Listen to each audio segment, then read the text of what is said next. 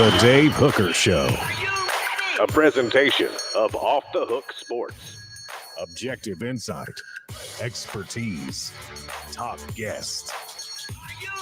Available on YouTube, Apple, Spotify, and the Off the Hook Sports app. Download now for free. Also available on offthehooksports.com. I compute and obey. Now to Dave Hooker. Ready. Let's go with Caleb Calhoun. I'm Dave Hooker. Thursdays mean Josh Ward. And this particular Thursday, we have a scrimmage to talk about as the Vols were popping pads on Wednesday. So I'll give you a little insight to that. And coming up on the program, we're going to discuss a couple of different things with Josh. And that is, as far as a dark horse Vols to watch out for, we should kind of have an idea of who those guys might be. That's on offthehooksports.com right now. Could Tennessee's defense be a strength for the Vols this year? I'm interested to see who can make that argument.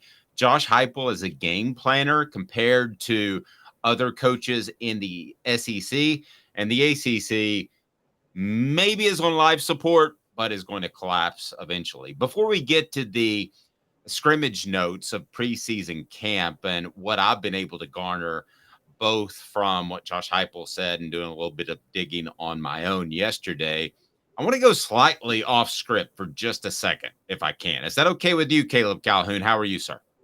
That is totally fine with me, Dave. I'm not scatterbrained at all. I totally do fine when you stick to a script. Yeah. The Michael Orr thing, I want to share because that's made national news at this point.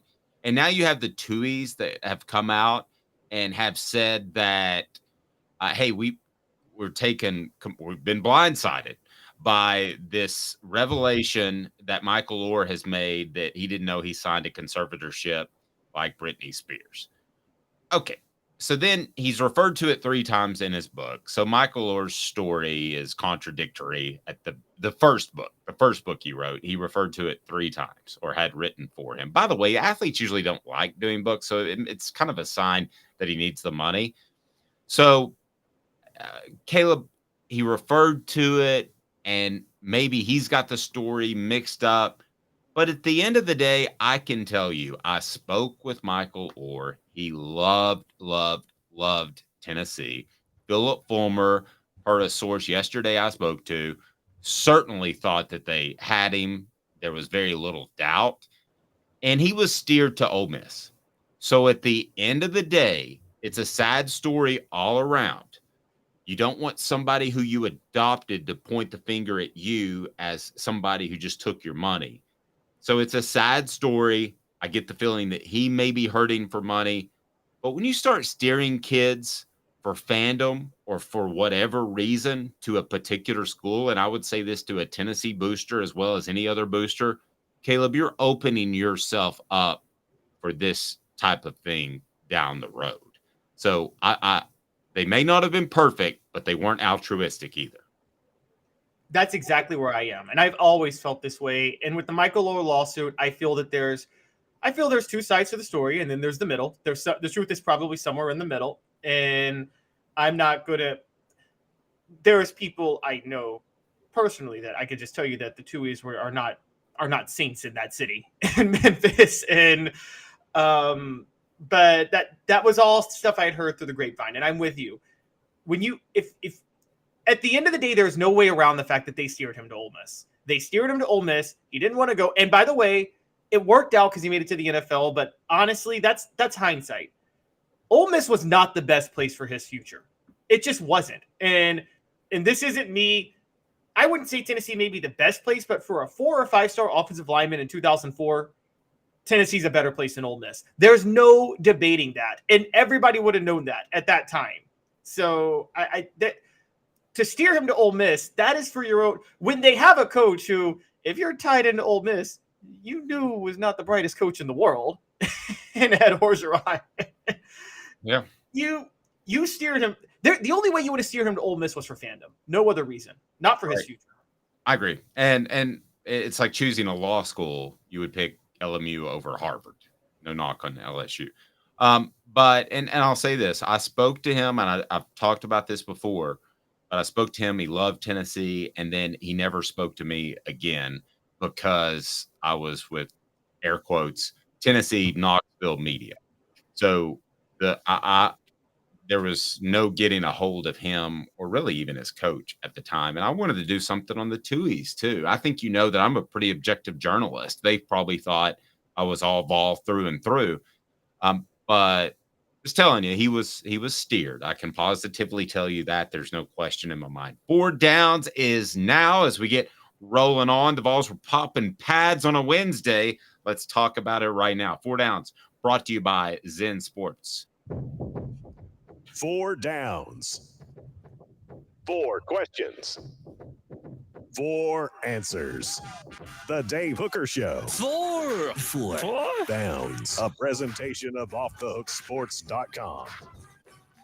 We'll talk the latest on Cooper Mays, still sidelined. Tennessee's standout center. Jalen Wright, why he may be my elevator pick, and what in the world does that mean? Josh Heupel doesn't know if Joe Milton's even thrown an interception. What? You got to have an idea. And it's brought to you by Zen Sports, the new sportsbook in Tennessee, revolutionizing the way you earn sports betting rewards. That means no more deposit bonuses that turn into deposit nightmares. On Zen Sports, what you see is what you get. And with our cash rewards program, you get a lot of cash. For a welcome bonus, earn an unlimited 5% cash back on your betting volume for your first 15 days when you sign up with the promo code HOOKED. That's Hooked. Unlimited 5% cash back. Keep betting, keep earning with up to 3% cash back on your betting volume every month. After that, refer friends to earn a percentage of their betting volume as cash rewards too. Zen Sports is bringing the cash back to Tennessee. So if you bet big on sports, you want to be betting on Zen Sports. Zen Sports betting just got better. I was on the app yesterday. You can do futures and stuff. It's super cool. So let's go ahead and get to first down, and we will go to Cooper Mays to provide that for us. First, what should people do? Cooper Mays here. Hit like and subscribe. And he means it. Hit the down, Coop. Coop here.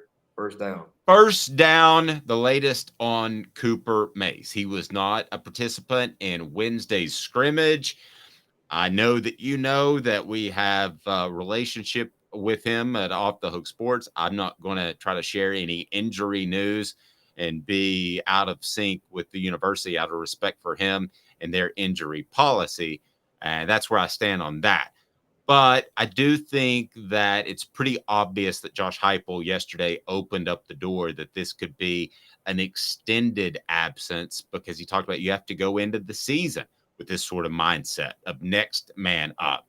So here's what we saw yesterday, and that was primarily Ollie Lane in for center, and that opened the door for transfer Andre Keurig at left guard. But I don't think it's the end of the world if Cooper can't play until the Florida game. I've said that repeatedly, and I think that Josh Heupel maybe opened the door for that just a little bit. What are your thoughts? I think there's a little bit of panic that needs to go on. And I thought about this last week because I think it's pretty clear they're going to hold him out the first 2 weeks of the season. And they may be able to have him back by Florida. You know more about the injury than I do, and we don't want to go fully into details with that. But Dave, center is not really like wide receiver or defensive line or anything like that. There's kind of a rhythm you have to get in, right, with your quarterback. And Tennessee does have a new quarterback this year that's not Hendon Hooker last year. I know Cooper May snapped for him in the Orange Bowl and against Vanderbilt last year. But it's kind of like the whole NFL thing, do you want the first round bye or not? Because if you get the first round bye, you may lose your rhythm the role you've been on. I feel like a center quarterback exchange, that's a big part of that. Like there's more a feel for the cadence than anything else with those two. So it's not just plugging a lineman into block at that point. And I don't know if you want to throw him out there for the Florida game in the Swamp. Okay, so scale of 1 to 10. Let's kind of nail down where we both stand. How concerned do you think Tennessee fans should be? I'm 7. 7? Okay. I was going to say 5. So we're not that far apart. So maybe it's a little semantics. I don't think you want him out until the week of Florida. Maybe he plays a half against Austin Peay. Maybe that would be ideal. I think that's what you have to do. Yeah.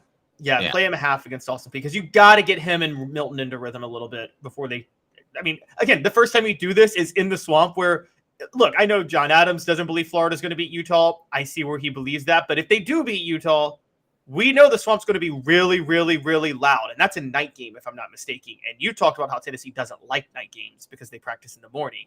So True. the swamp True. at night's already brutal. If Florida is undefeated, it's going to be brutal. And it being at night is going to be brutal for Tennessee. No, absolutely. What down is it, Coop? Cooper Mays here.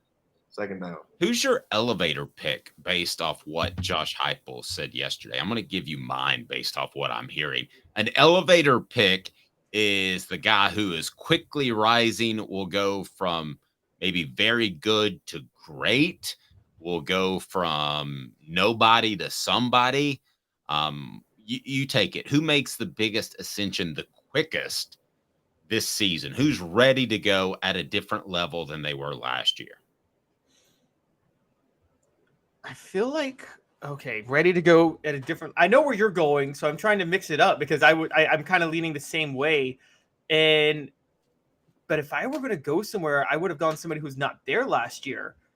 But I'm going to lean Danico Slaughter. We've talked a little bit about him, and I saw some touting in the secondary yesterday, and there were stories about the defense making a lot of plays in the middle of the scrimmage and towards the end.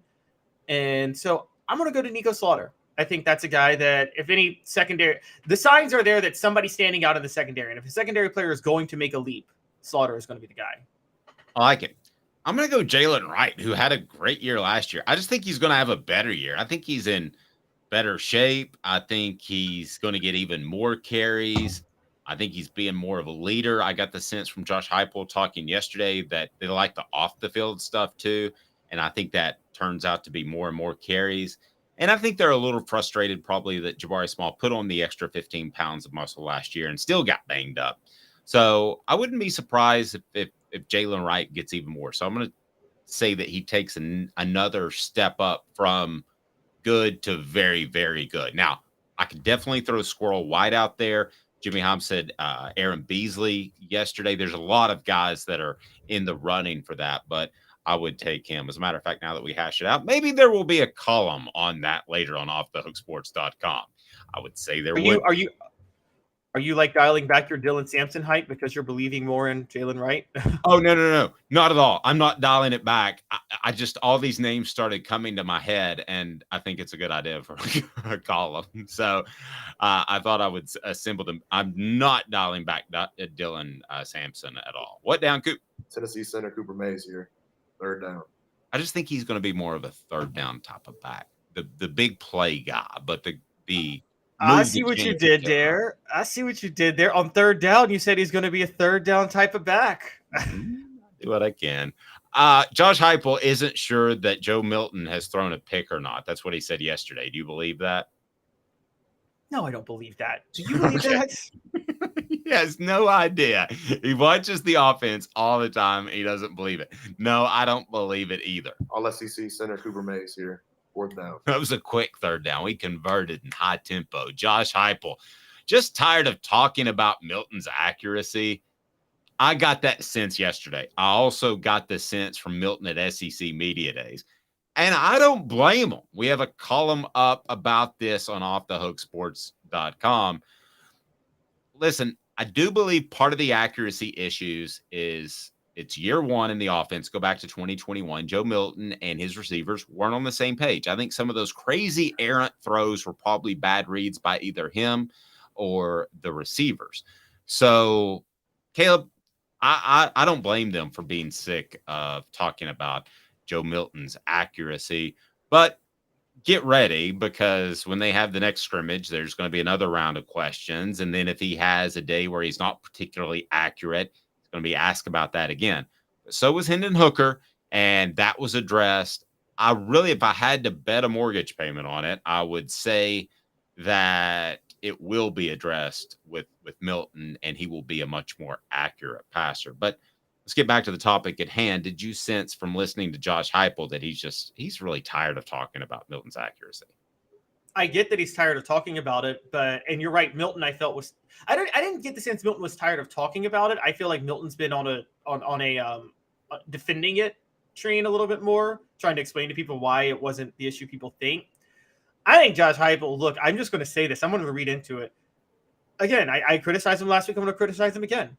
I think Josh Heupel doesn't like talking about it because it just rehashes how could he have made the decision to start Milton over Hendon Hooker 2 years ago after what we all saw on the field. And I get the practice versus the in-game player. I just don't believe it. And no one's asked. See, if I were in Knoxville right now, I would ask him that. I would just straight up ask him, did you start Milton because you signed him and you wanted him to be the guy? Because I don't believe that I don't believe there's any other reason that he started Milton over Hendon Hooker 2 years ago.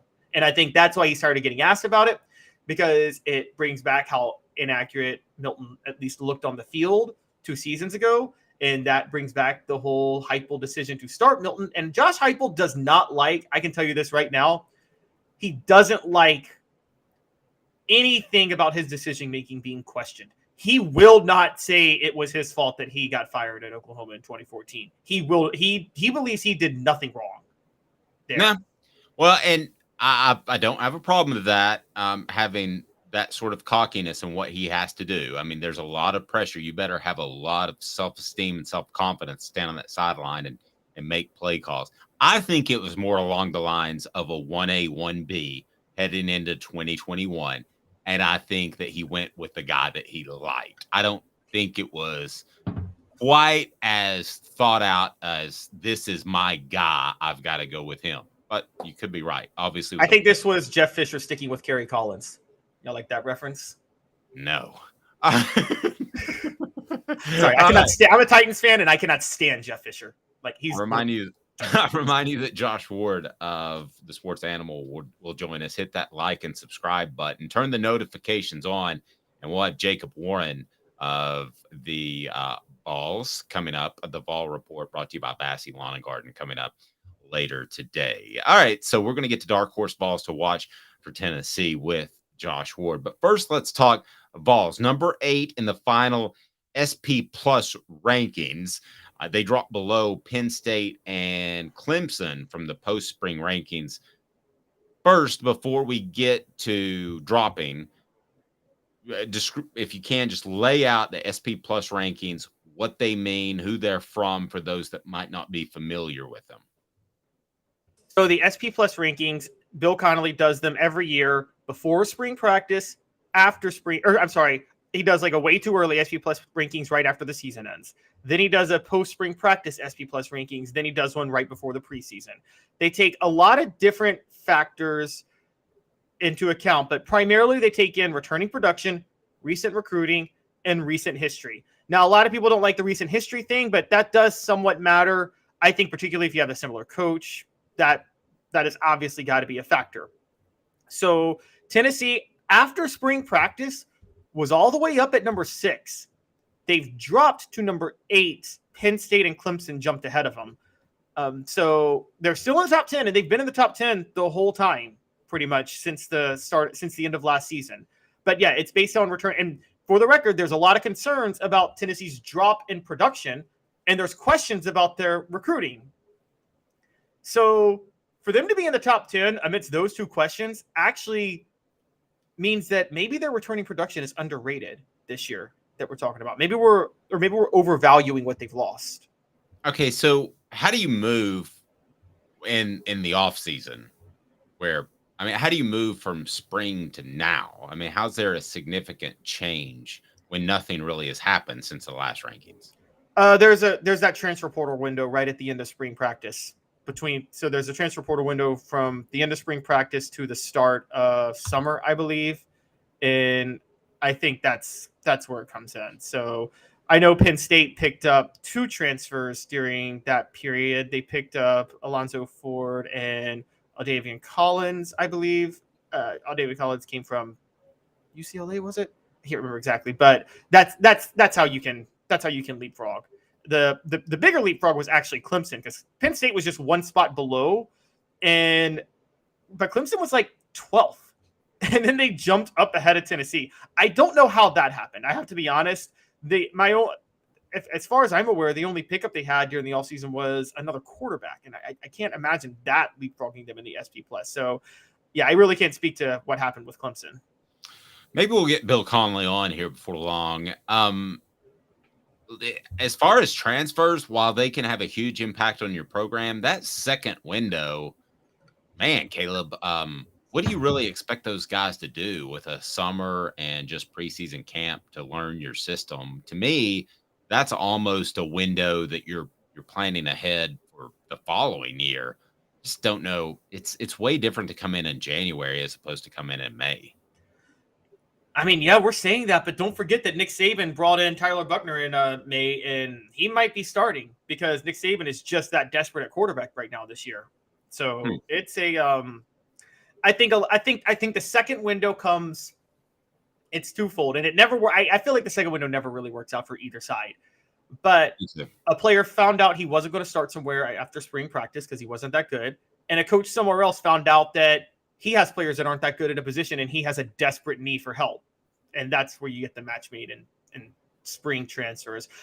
I don't know if Connolly's rankings take into account. See, I think transfer value should be weighted between January and spring. I think post-spring transfers are – I don't even think it's a long-term thing. I think it's a desperation thing for both sides, just praying to God it works out in 99% of the time. I think it's the equivalent of Mr. Irrelevant in the NFL draft, quite honestly.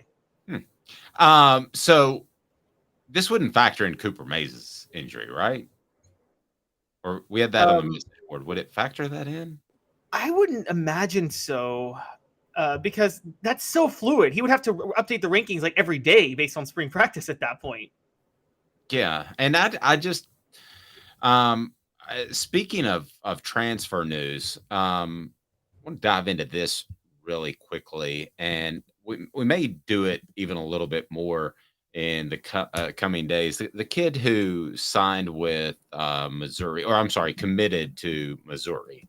Yeah, I find it very interesting that he did so, Williams Winery, and that was a Tennessee prospect. I find it very interesting he committed just a couple of days after Missouri changed their law into the coach can be there for negotiations during the recruitment process. Should Tennessee do that? Should we call Governor Haslam? That's Lee now, right? Lee, whoever it is. I don't do politics, Caleb. That's what you're for.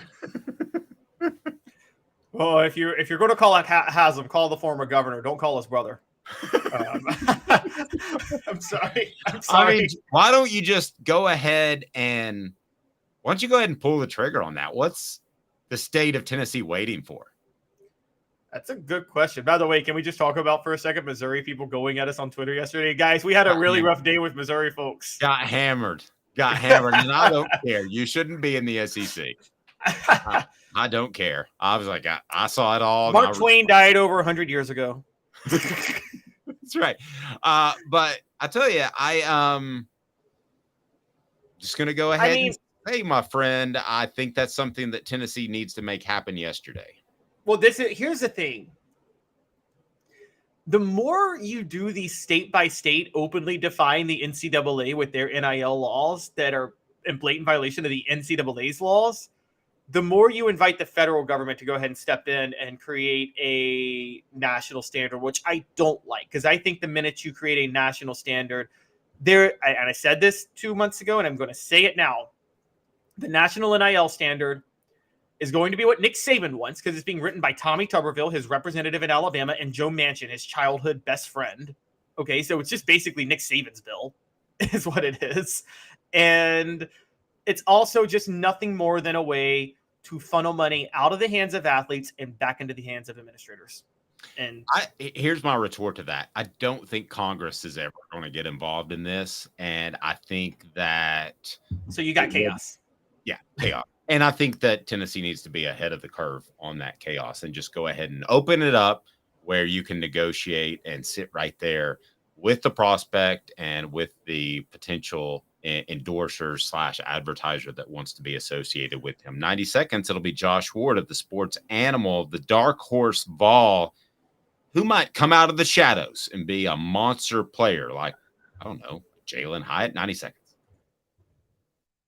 Candace, I was really heavy into the drug culture. I was selling drugs. I was just constantly in pain. I was missing like a good support system in my life. Cadis has given me everything that I need in order to successfully have a wonderful recovery, in order to have a life that I didn't even know was possible. And it's not just about me anymore, and I love that. I absolutely love it.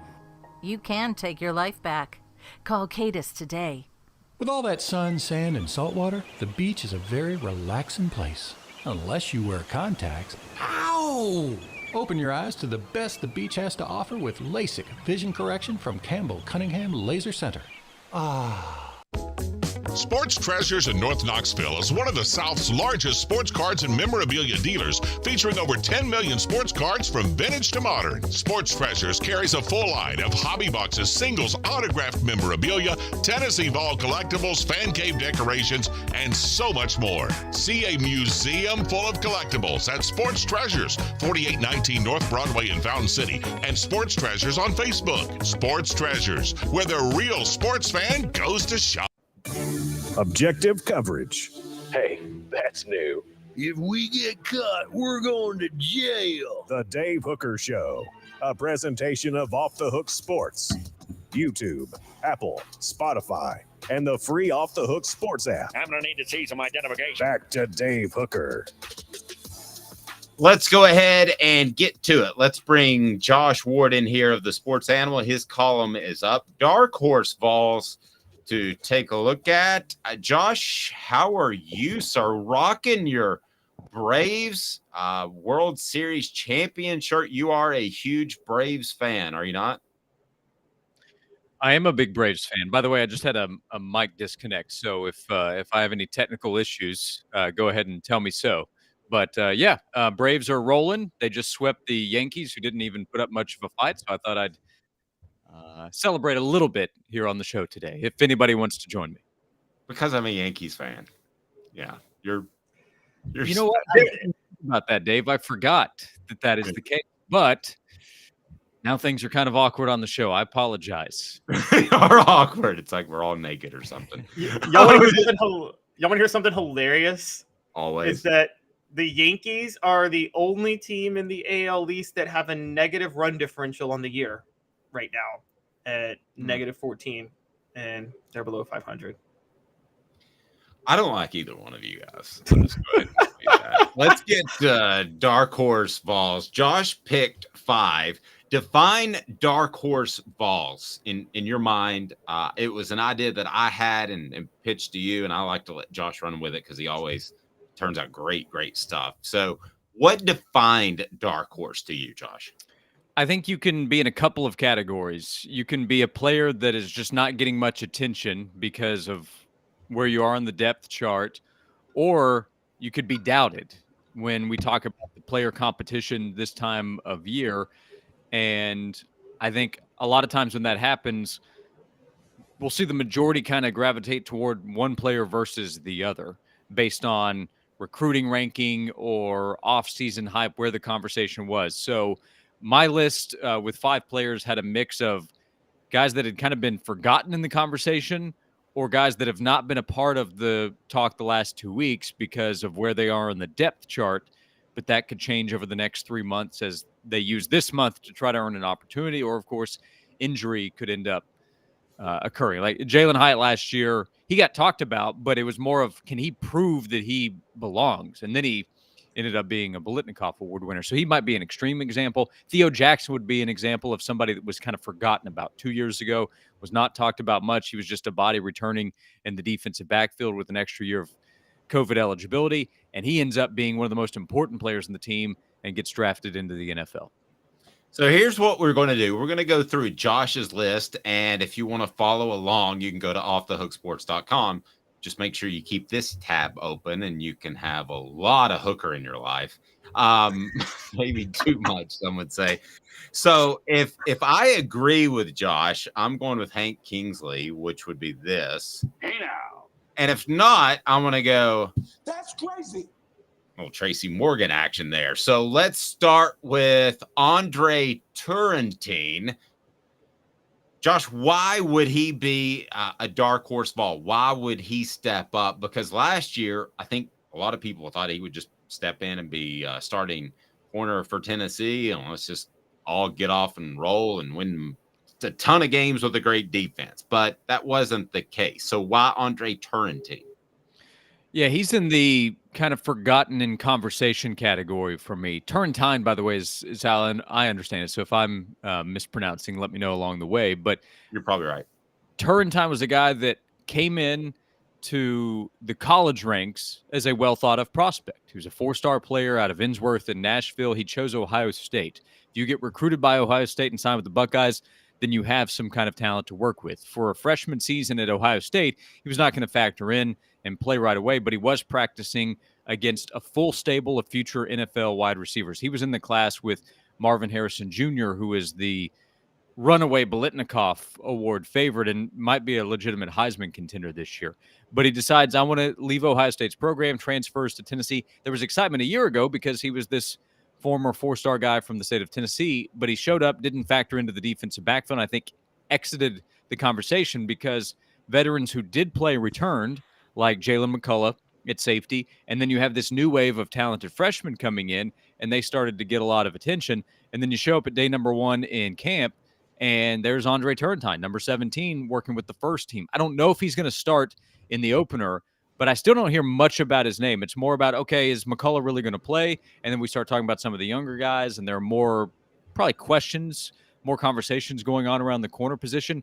Turrentine has legitimate SEC talent. He's still a pretty young player. He's a third-year guy, redshirt sophomore, who can help you into the future. I mean, he could be a multi-year starter for Tennessee, and this is his opportunity to go ahead and grab a starting spot and build on that. So a guy that I don't think gets talked about enough that should play a big role for Tennessee's defense, Andre Turrentine.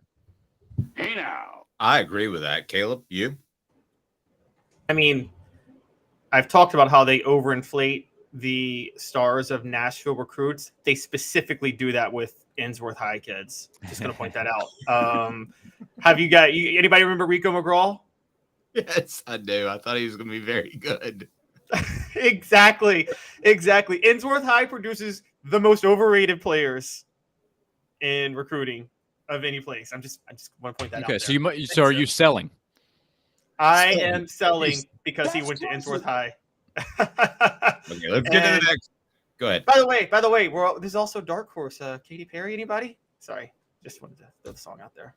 Kate, I don't know what that means. She has a song called Dark Horse with Juicy J. All right, so Turrentine, we're a little bit split on. I like that pick. Caleb Webb. We haven't talked about Caleb Webb much. We've talked about just about everybody else that plays wide receiver for the Vols. So this would be in the category of, okay, he's down the depth chart. Injury would probably have to occur for him to have a real chance to play a big role for this team, but that could happen. Brew McCoy's dealt with injuries during his time at Tennessee. Squirrel White has to prove that he can stay healthy. Dante Thornton's a newcomer. He is still a bit of an unknown while he's exciting, but they have the big four. That's who we talk about.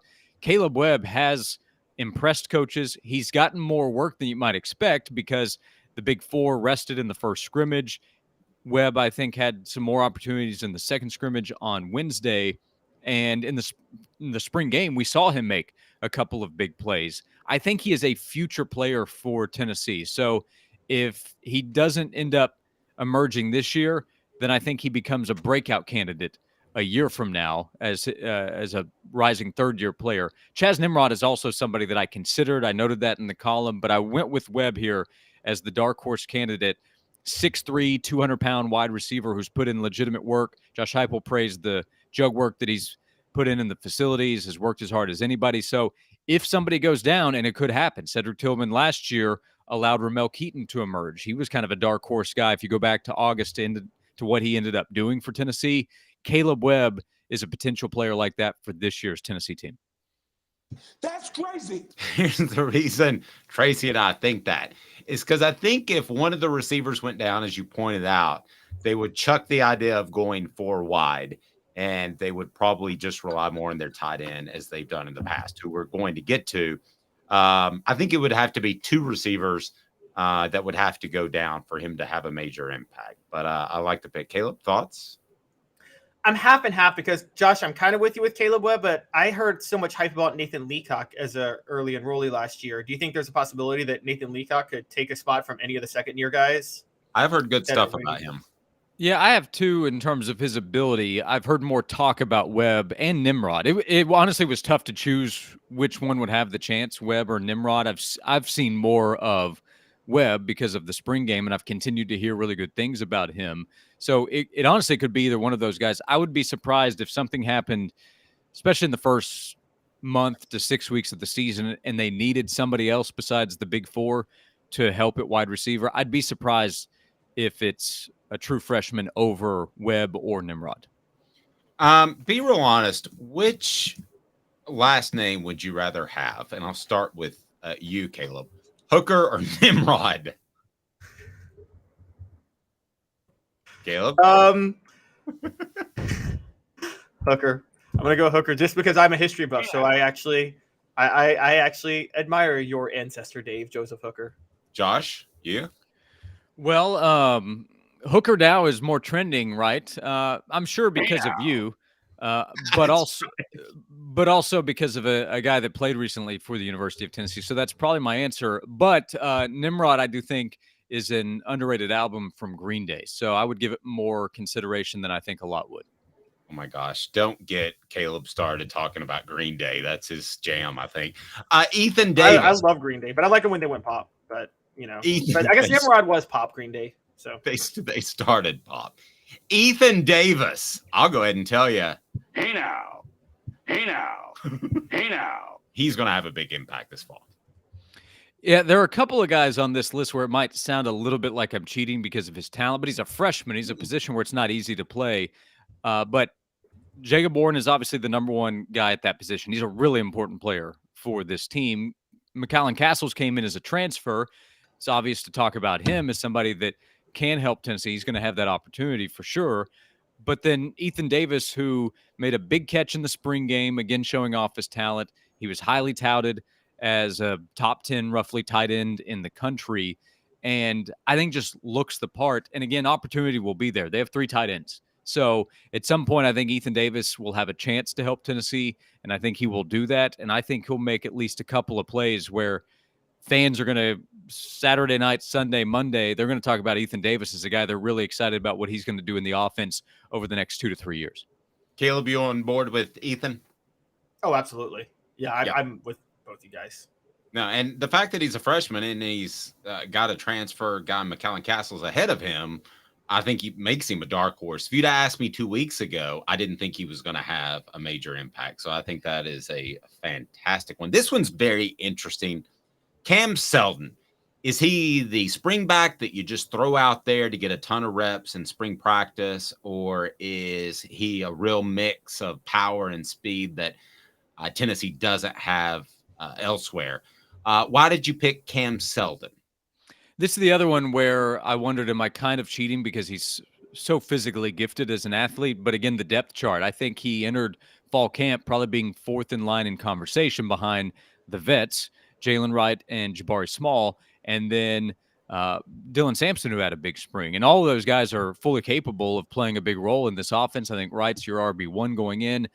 But I just continue to hear really good things about Seldon and his ability. And there's always the pass protection question with freshman running backs, but there's no question about Seldon's athletic ability, his versatility in terms of his ability to make plays as a runner and a receiver.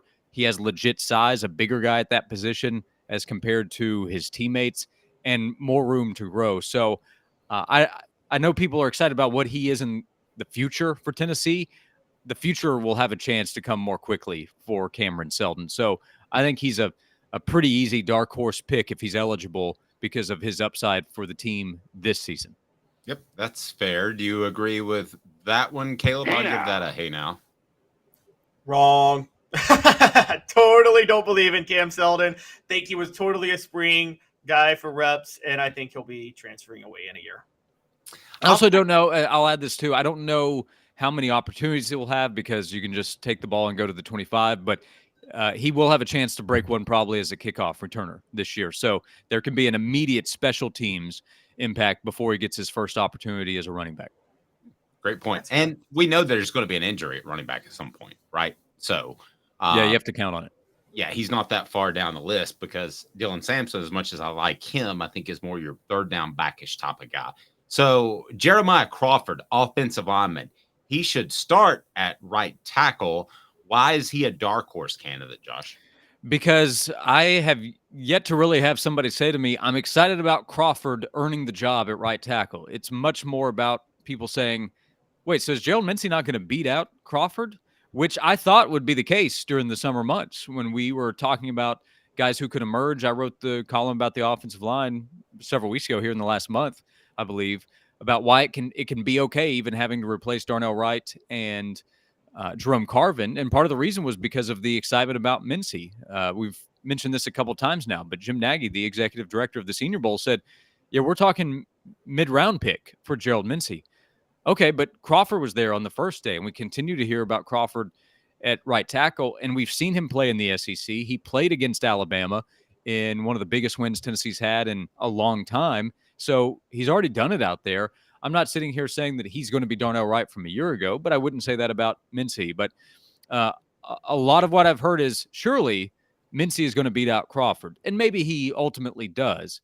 But at this point, I think I'm more comfortable just taking the bet on Crawford because a lot of people are putting that out. I'm getting good odds on a guy that the coaches continue to show trust in.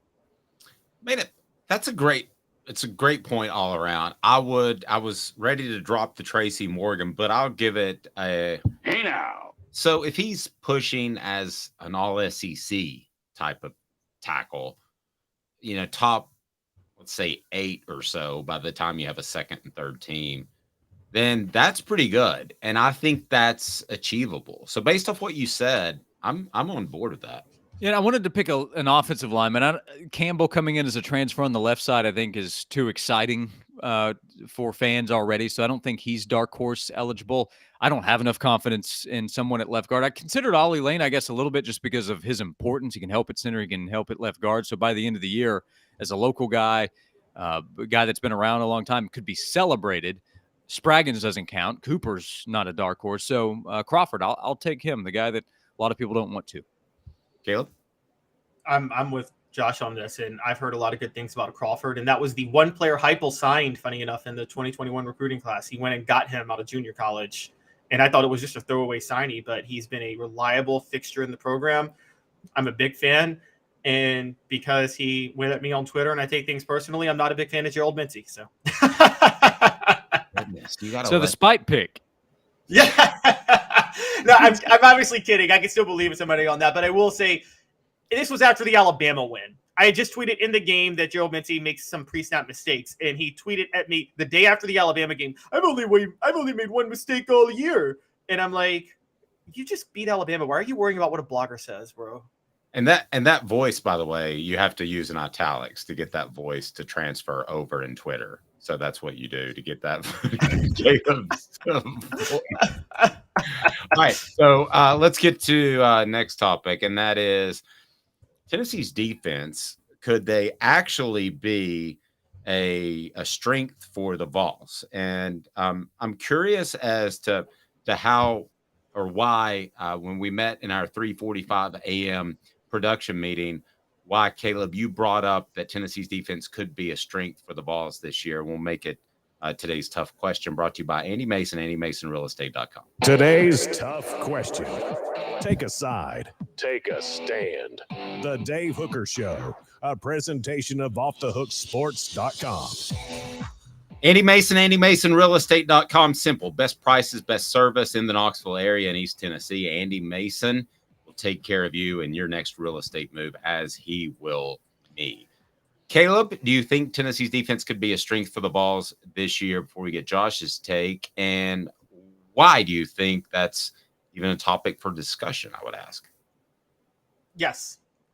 The question is, can Tyler Barron and Roman Harrison offset Byron Young, and is the secondary better? But I think the interior of the defensive line is going to be better. I think defensive tackle is going to be a major strength for Tennessee this year.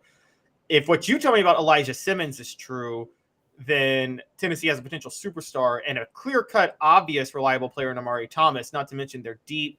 That's where everything starts. I think they're Josh, I think we talked about this last week, but I think they're going to be better at linebacker. I mean, I'm with all of you guys. Keenan Pili, Aaron Carter, and Aaron Beasley, I think, is a better trio than Jeremy Banks, Aaron Beasley last year, and Jawan Mitchell. And I don't see how you could. And as Jimmy pointed out yesterday on our show, there's talent in the secondary. Now, it hasn't come together yet, but Warren Burrell is healthier. I think one of the freshmen is going to be able to make an impact at cornerback pretty quickly.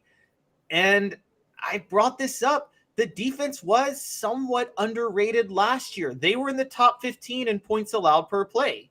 So it's not like this is a bad defense. This was a defense that had one weakness, which was the secondary, that should be much better this year. Josh? Yeah, the defense was underrated last year, I think, by a lot of people. I don't care about total defense, really, in terms of yards given up. It's obviously about points, how much do you give up, but there are factors into that as well. Third down defense, pressure, red zone defense, and I think Tennessee's defensive line can be a strength there again. It is still a question until they have a chance to answer it.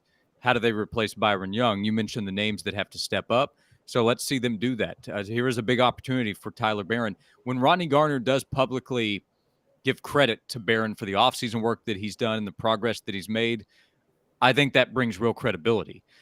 When he talked about an upgrade with Omar Norman-Lott coming in to help that interior defensive line, I buy into that. So I think those guys, other names you mentioned, Amari Thomas, he's kind of a all-SEC preseason snub pick if you want one for Tennessee's defense. And I don't know who you're taking off, so I'm not saying he absolutely should have been on there, but I think Amari has a good chance to be playing in the NFL a year from now. He's a really athletic player, could have been a good offensive lineman if he moved over to that side, and he's played a lot, and he's helped create pressure. I think can do more of that this year, and I feel better about the linebackers today than I did 7 days ago when we talked about them being the most improved group on Tennessee's roster, definitely on the defense. Let's still see with the secondary. Again, questions have to be answered. I said Turrentine's dark horse player to help the team has to prove it, right? Those guys at corner have to prove that they're going to play at a high level consistently. But if they get that pressure up front, and I think their run defense will be really solid, then they can be as good as last year and have more leadership, which I think can keep them at a more consistent level over the course of the season. They had really good games last year. Kentucky, LSU, Pittsburgh, the defense stepped up. We came out of that game saying, man, the defense kind of saved them in the second half when the offense made mistakes. But they also had the South Carolina game and Florida and Alabama where they weren't a high-level defense. If they can be better more consistently, then Tennessee's football team, even if the offense takes a step back, can be as good as last year. And then we'll see what the record does from there, but it'll give them a chance to be in the same ballpark as a year ago. And we have to factor this in, too. We entered last season saying that which player on Tennessee's defense would be the biggest playmaker. Blank, guys, who would you say? I would have said Jeremy Banks. Josh? I said Byron Young and then Jeremy Banks. Okay, so we thought Banks was going to be one of the top two players, yeah, at the very least, and he wasn't. So if they get a productive, he was okay, but he wasn't. He didn't create havoc like we thought he would. If they get a guy that's at the very least consistent through the South Carolina game, that's an improvement, right? Yeah, well, I'm really high on Beasley with the progress he made last year and his chance to be as good or better than he was last year. I say as good because, man, he was really good in the Orange Bowl against Clemson. So if they get that level Aaron Beasley, Keenan Pili is going to help. And if shares are available, I'm going to continue to buy on Arion Carter. I think he's going to be the real deal. So I like that group a lot. And the accountability thing is real. I mean, Jawan Mitchell was suspended for the first couple of games. And Jeremy Banks was, when he was out there, he was go all the way every play kind of guy. And I have a ton of respect for that. But he wasn't totally accountable all the time. And you mentioned the South Carolina game. You can't be less accountable than not being available. So I have no doubt there. You never know about injuries if they occur, but they're better off if they have to deal with injuries this season than they were in the last 2 years. I mean, 2 years ago, the room that they had, they didn't have trust in everybody, but they had to play some guys who went out there and gave everything they had. But the guys they have now have more to give. Great stuff, Josh. How do we follow your work on the Twitter and a noon to 3 on the Sports Animal, and just continue to do great stuff? Yeah, thanks. Josh_Ward on Twitter. Give me a follow. Looking for more e-cred, which always helps a lot. And saw somebody in the chat say they've been listening to the show while they've been traveling, I think, across the country. So appreciate that. We're live 12 to 3 every day on the Sports Animal. Yeah, no doubt. Good stuff, Josh. We greatly appreciate it. And you just wait. You just wait with those Yankees, man. They're coming back. Tell Jacob Warren to talk up Ethan Davis behind the scenes, get him ready so he can make me look smarter with my dark horse picks, please. Oh, we've already written that column. He's talked him up on the record. He really, really likes him. Great stuff, Josh. We appreciate it. Yeah, you got it. Thanks. Go Braves. Chomp you. I just realized, here. Dave, you hate the South. I love the South. Wait, let me finish. What I'm a fan of, I'm an SEC fan. You are descended from a Union general. Okay. You love those damn Yankees. I do. And you admitted to me that your house is like a log cabin, and that's in honor of Abraham Lincoln. It's not in honor of Abraham Lincoln. You hate the South, Dave. You hate the South.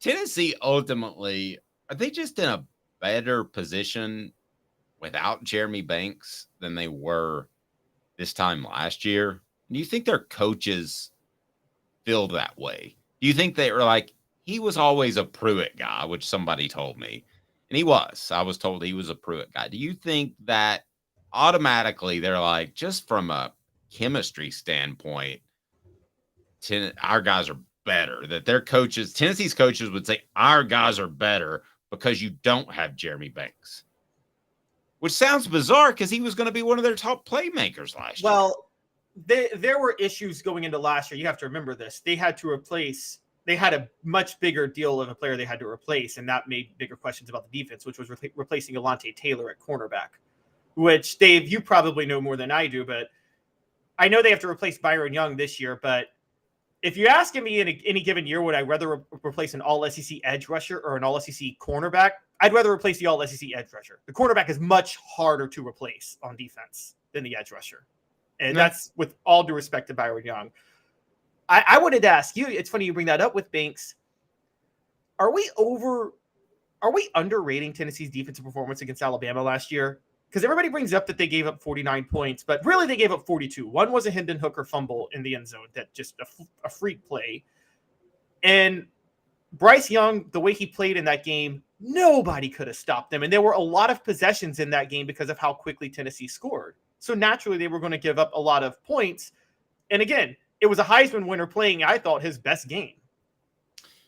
No, because I don't think that Alabama's other skill position players were very good. So I will say no.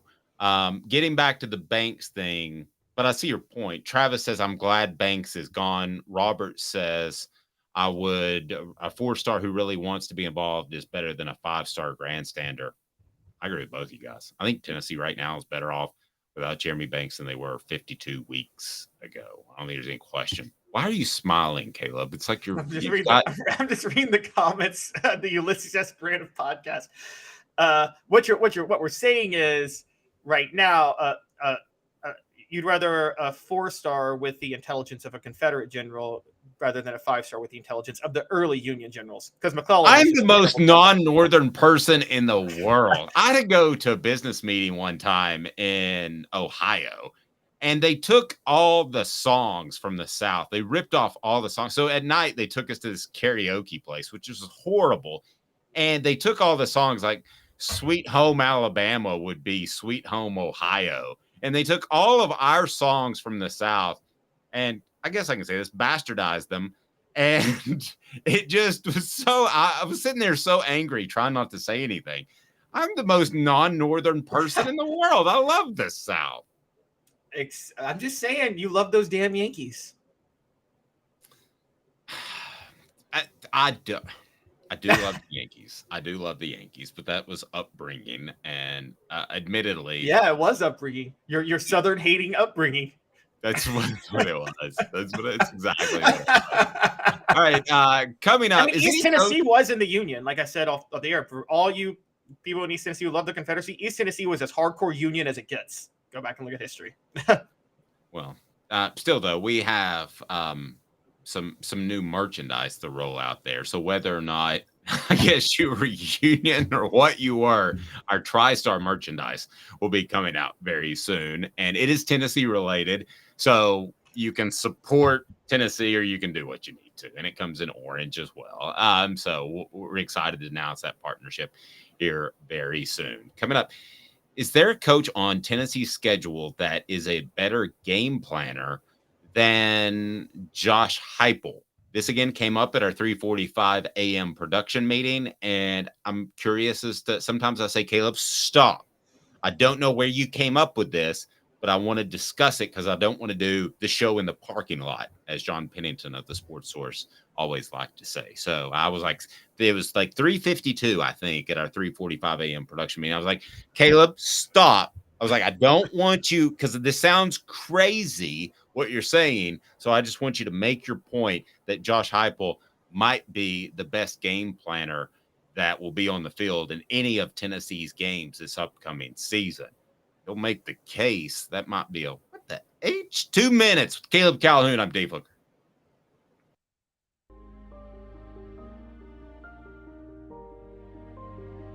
Our family has been creating one-of-a-kind pieces of jewelry in West Knoxville since 1986. Each piece is a combination of unique processes that bring your idea to life. Every day in our shop, a truly special item with a story all its own is being manufactured in our facility, bringing the history and family sentiment into a whole new generation of life. We are grateful that you chose us to be Knoxville's best jeweler, a title that we value and respect. Because to me, being a jeweler and owning a jewelry store are not the same thing. I'm Rick Terry. I'm a jeweler, and we want to be your jeweler. Kingston Pike and Campbell Station Road in the heart of Farragut, and downtown on Gay Street right next to the Tennessee Theater. Hi, Mike Davis here with City Heating and Air, reminding you to always dare to compare. Our team provides quality local heating and air service, installation, and maintenance across East Tennessee. We use only the best equipment like American Standard heating and air conditioning for your residential, new construction, or commercial needs. Honesty, dependability, and customer satisfaction have been the cornerstones of our business since 1961. City Heat and Air. Dare to compare. These mountains hold and defend a spirit far better than moonshine. A drink that holds flavor that becomes necessity. A hard cider made and relished by folk who are as hearty as they are legend. A refreshment that can only be found in one place. With a taste that makes you say, give me 3 bottles of the good stuff. Tennessee Cider Company, where necessity can be found. Who's this guy? Hello, who is it? The Dave Hooker Show, Who? a presentation of Off the Hook Sports, What? YouTube, Apple, Spotify, and the free Off the Hook Sports app. Back to Dave Hooker. Josh Heupel, the best game planner? What is that happening? Are we actually talking about Tennessee as a head coach that's the best at something? Caleb Calhoun is presenting and did so at our 3:45 a.m. production meeting. So when we roll out our TriStar merch, which we're super excited about, just got a text from him, by the way, so thanks for the shout out. But when we roll out our TriStar merch, should we go ahead and have meet me at the 3:45 a.m. production meeting? At what point does that become a thing? I mean, we got to push that. Have any of you guys ever met a hooker at 3:45 in the morning?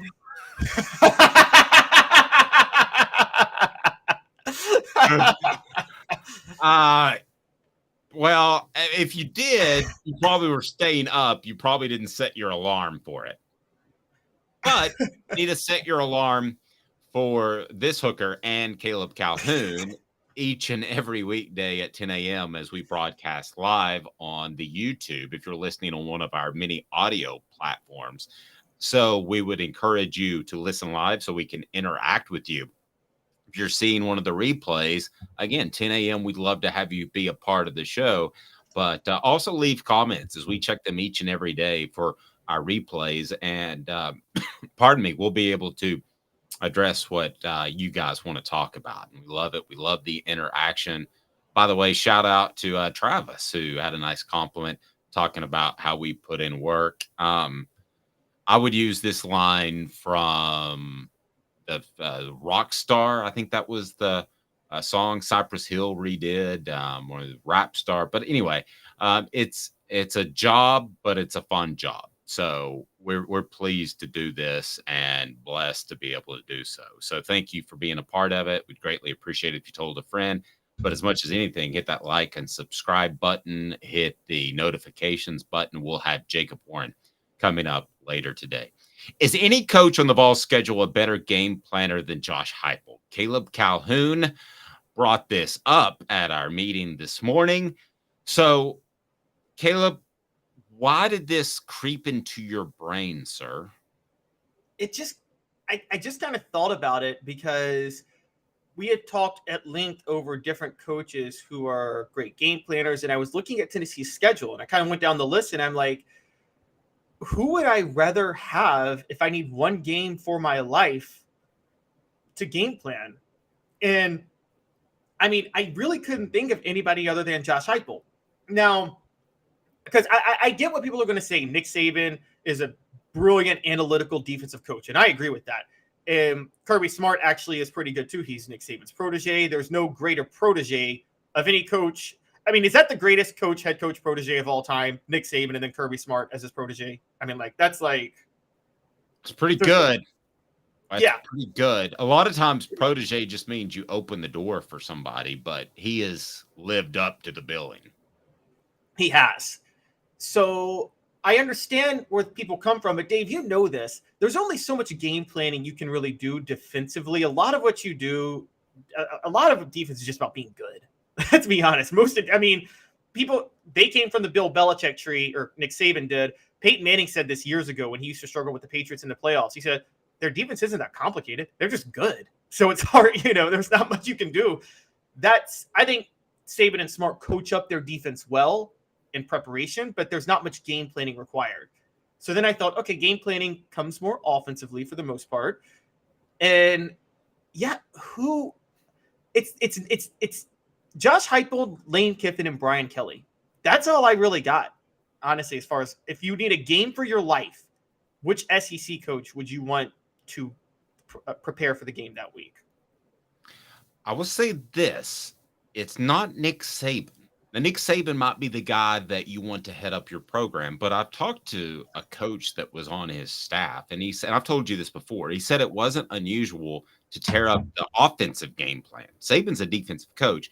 To tear up the offensive or defensive game plan like a Thursday before and say, let's kind of redo this thing as far as what you're going to throw out there on a Saturday.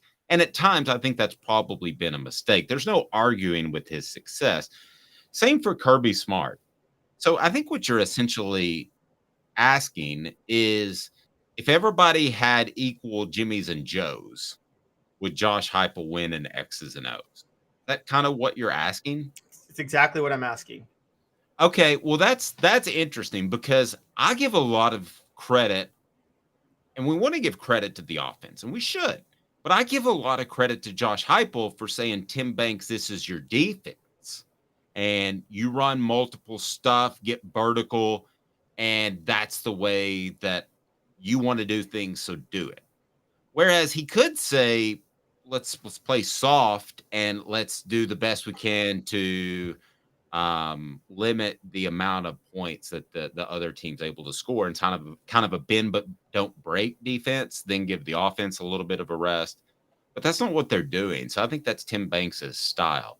So, at first when we talked about it, it seemed absurd, but I think you could make a real argument for that. As far as X's and O's, Josh Heupel can stand toe-to-toe with anybody and is better than Saban or Smart. I think you can make that argument.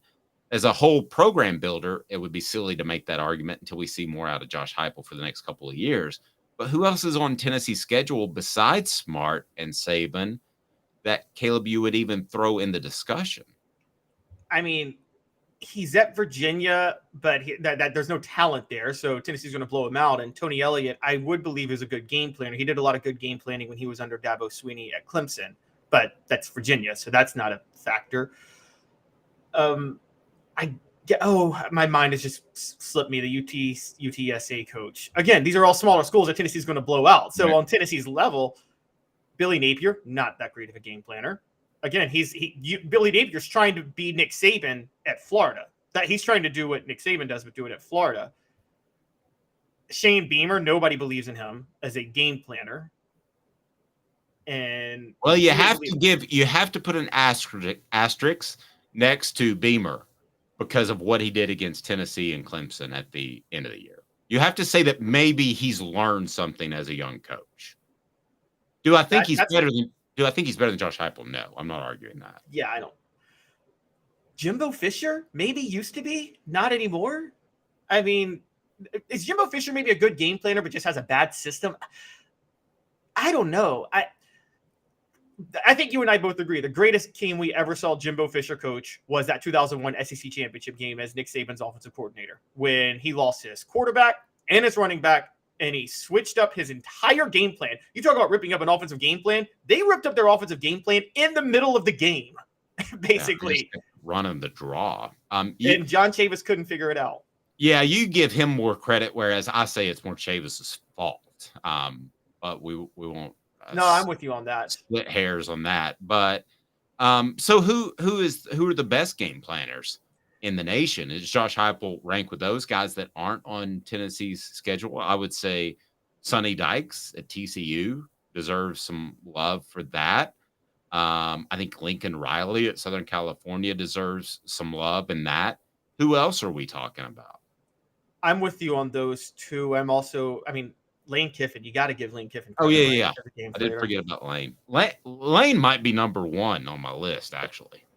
Yeah, I was wondering that. And then Brian Kelly's a good game planner too, but I actually have Lane above Brian Kelly as a game, just strictly as a game planner, not like coaching and developing talent and things like that. But if I need you to, I'm still shocked an NFL team hasn't taken a shot on Lane. I know that Raiders situation was bad the way he left, but I don't know. I actually think he'd make it in the NFL if he had the right team. Did you see Lane's tweet this morning that he retweeted a recruiting reporter saying that nowadays NIL is taken into account just like relationships with coaches or any other factor in recruiting? So he retweeted that with the thinking emoji, kind of challenging Ole Miss's booster base to, I think, turn up some more money. And that's where that thing will go south, Caleb, is he was willing to go to Auburn, I believe. And at some point, Caleb, I firmly believe that that's where his relationship at Ole Miss will go south, that they're not supplying enough NIL money. And he'll say, either I'm out or he won't win enough games and he'll get fired. But that's going to be the crux of the issue if they don't pony up dollars, which I just don't think they have. I think Lane Kiffin has wanted out for a while. I know he wanted the LSU job in 2016, 2017. I know he called about the LSU job before it was open. Oh, that doesn't shock me at all. I did not know he did that. Wow. Yeah, I know he wanted the LSU job.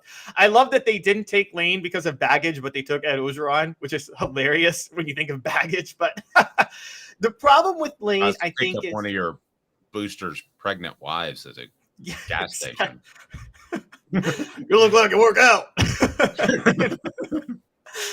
What? That's what we need. But, we need that drop. If I could go back and record that. Has Lane? Okay, here's my question to you though. Has Lane?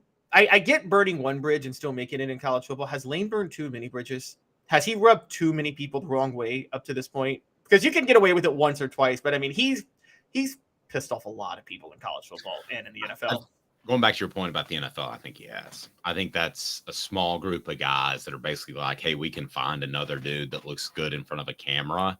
And I think half the coaches or half the owners in the NFL just want a guy who's going to win, yes, but not create big waves. And he's probably going to create big wave. So I think his time in the NFL is done unless it's an OC. As far as college, I don't know how people view him. I can say that if I'm an AD, I got major issues with the way he left Tennessee. The ACC deadline is passed. Florida State Clemson locked in through at least 2024. How do you respond if you're the SEC to that? Are you going out and continuing to push to get Florida State and Clemson, or are you going to wait and see how the cards fall? The cards are falling pretty quickly, and I have a feeling that in this next offseason, they'll fall quickly as well. Yeah, so I think you still negotiate. They couldn't figure out a way out of the Granite Rights deal. Either they couldn't legally do it or they couldn't get enough teams on board. We know that. I think the SEC has to still keep moving. Look, the SEC needs to have back channels with I'm going to go ahead and say this. They got to keep the Big Ten out of North Carolina, Georgia, and Florida. They got to. So they got to be talking to Miami, Florida State, Clemson, UNC. I might even talk to Duke and NC State. And they need to talk to Virginia Tech too. Like, they got to talk to all of those schools and maybe just make an open offer. If all 8 of you kill the Granite Rights Agreement, do a behind the back offer on paper. If you all kill the Granite Rights Agreement, you're in the SEC tomorrow. Now, I know they want North Carolina. They would take Florida State and they would love Florida State and Clemson. And I'm sure they'd take Miami and Virginia Tech.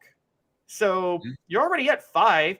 Just find 3 other teams that may not bring as much value right now, but maybe they do bring more value if they're in the SEC. Like we and Dave, I've talked about this before. You can't just look at the revenue a school's bringing in right now, because if they're in your conference, they might actually bring in more revenue than that directly. So what would be the ultimate ACC team to lose? What is like immediately you would say fail to the SEC if they lost this ACC team? I'll go with North Carolina. If you lose North Carolina, even though they're not as sexy as Florida State and Clemson, that'd be a big fail. That would be that. You just can't. You don't want to lose North Carolina. What do you think? I still think it's Florida State. If you lose, and I don't think the Big Ten is going to go for Florida State because they don't have the academics. But if the Big Ten decides to throw academics to the side and not get AAU schools, and Florida State goes to the Big Ten, they're in the heart of one of your peak markets there. Because Florida State, for those who don't, it's not just the Florida market, it's North Florida. So you're talking the Georgia market and the Alabama market. Like Tallahassee's right there in that Florida-Georgia line next to Alabama. So, I mean, that is the heart of the SEC right there. And where the best recruiting in the SEC is. I mean, I don't know, Dave, you tell me, is the Florida Panhandle or is Miami? Which one has better SEC recruiting? I would say probably the Panhandle, North Florida. SEC recruiting, the way you qualified that. Yeah, where SEC teams get load up the most on talent. I would say the Florida Panhandle and that Gulf area right there, South Alabama, Florida Panhandle. Yeah, if you put the SEC caveat, there are 3 counties around Dade County and in Miami that is the most talent-rich area in the world when it comes to college football or when it comes to football. So, and pardon me, I'm talking about an area in which you could easily drive in a day. Pardon me, because I've done it. But Caleb, as far as SEC recruiting, yes, it's tougher to go into Miami. Why? Because everybody goes to Miami. It's like when it's going to snow and you have to get to the grocery store to get your toilet paper and milk. Everybody's doing it at the same time. And that's what Miami's like. So, yeah, if you put that caveat in there, SEC recruiting, then I could argue the Panhandle is as strong for the conference as is South Florida. So imagine Florida State and Tallahassee in the Big Ten at that point. Like, imagine that Big Ten country. You can't let Florida State get to the Big Ten. And I think after Florida State, I am with you, North Carolina, and I would say Miami. You can't let Miami or Florida. You don't worry about Georgia Tech. They're not going to the Big Ten. Even though they qualify academically and they bring the Atlanta market, they got to be somewhat decent in football, and they're not. And so Georgia Tech's not going. But, yeah, Florida State and North Carolina. But I would go Florida State at the top. You and I go back and forth a little bit on Greg Sankey and what he's done for the SEC. I think he's been an incredible positive. Do you have confidence that he will be able to handle the next evolution, which is probably going to happen next year. The next evolution of conference realignment. Which basically means, not to interrupt, which basically means making sure you don't lose somebody from the ACC that you want. We don't know in his mind who he wants. I think it's North Carolina. Some people in the message board think not. You say Florida State. But whoever it is in his mind, that he will not lose those teams to the Big Ten. Do you have confidence that he will do that? Yes, because I don't want to accuse Greg Sankey of never being forward-thinking. I just think there's been things he did that were not forward-thinking. The ESPN deal was not forward-thinking. The Texas and Oklahoma, and then staying put, not realizing that the Big Ten would counter that and try to expand on their own, was not forward-thinking. I think, but he also was the one who pushed for the 12-team playoff. I don't like the 12-team playoff, but there's no doubt that it benefits the SEC more than any other conference. So I understand why he was pushing the 12-team playoff ahead of everybody else. So I think Sankey is prepared now to do this. And look, things change really fast. I mean, 3 years ago, the Big Ten looked like it was caught flat-footed when the SEC added Texas and Oklahoma. And now the Big Ten looks like geniuses for getting USC, UCLA, Oregon, and Washington. I mean, they got a whole West Coast that they could start right now. And they may add Stanford. I don't know. By the way, as we talk about all this, just a report I want to bring up, George W. Bush and Condoleezza Rice reportedly are in negotiations with Stanford and the ACC to try to get Stanford into the ACC, which is an intriguing fact on its own. But I don't know. Condoleezza Rice is just like kind of like Clerks, if you remember that. No, it's not Clerks. What's the movie where they stand out in front of the convenience store the whole time? You know, the skinny blonde guy. Help me out on the message board. The skinny blonde guy, Kevin. The producer, director, Kevin, what's his name? Help me, somebody. This isn't like, I almost said Fast Times at Ridgemont High, but it's obviously not that. I can't remember his name. He's a great producer. It is Clerks. Kevin, Travis, help me with his name. It's Kevin something. But anyway, the two dudes that just hang outside, that's Condoleezza Rice. Just hangs outside the convenience store where business is happening, hoping that she can have some sort of influence. She was on the college football playoff committee. She just got Jay and Silent Bob. Thank you, Travis. Does she just not have anything else to do? I mean, you know. I guess if you had that platform, would you just mess around with college football whenever you got the chance? I guess. Okay, so, and here's the thing. They got to do this before Stanford gets in, because then that's one less grant of rights, one less team to kill the grant of rights deal. So, Dave, here's the question. You got to raid 8 ACC teams to make sure they can kill the grant of rights deal. 5 bring you value, probably. But if you have to get 8 for the SEC to have a 24-team league, what 8 are you taking? Oh, my gosh. I don't know. I would have to look at. Do you know them off the top of your head? It's Kevin Smith. Struggled there. I think you're easily taking Florida State, Clemson, North Carolina. Those are your top 3. And then I think you're taking Virginia Tech. I'm sorry, Virginia. You're taking Florida State, Clemson, North Carolina, Virginia. Those are your top 4 easily, right? Like, no questions asked. Yes. Okay, so the next 4, I think you go ahead and take Miami. Just get Miami in there. Recruiting. I think recruiting. I think you go ahead and take Virginia Tech. Agreed. And I think you take Duke just for the heck of it, because have a basketball conference. Why not? Yes. And then, so you're at 7. I think the last school, you tell me, Louisville or NC State? Not NC State. So Louisville. You go Louisville, or Georgia Tech, one of those 3. Not Tech. Louisville. So Louisville? I covered a game, a high school all-star game at Louisville in Papa John Stadium. They didn't have any food for us, so I ordered a pizza to the press box from Domino's, by the way. And their facilities are really nice, and it feels like a Southern school. Here's another one to throw out there if you want to go after a school, but would be West Virginia, which really feels like an SEC school. But you can't kill the ACC with West Virginia. Right. They're in the Yeah. Big 12. No, agreed. I just was throwing out schools that feel like SEC schools and have that sort of passionate fan base. So, I mean, theoretically, I think Notre Dame has voting power on this, so you could try to go after Notre Dame.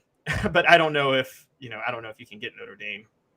Yeah, interesting. Notre Dame's going to end up in a bad place if they're not careful. And we talked about that yesterday. Live, 10 a.m. Join us. Be a part of the show. Go to offthehooksports.com and you can certainly check us out as well. And we'll have all kinds of things going up today, including Jacob Warren at the Vol Report, brought to you by Bassey Lawn and Garden. So continue to be a part of the show. We appreciate it. Like, subscribe, and hit that notification button so you know when we're on. For Caleb Calhoun, I'm Dave Hooker. This has been a presentation of Off the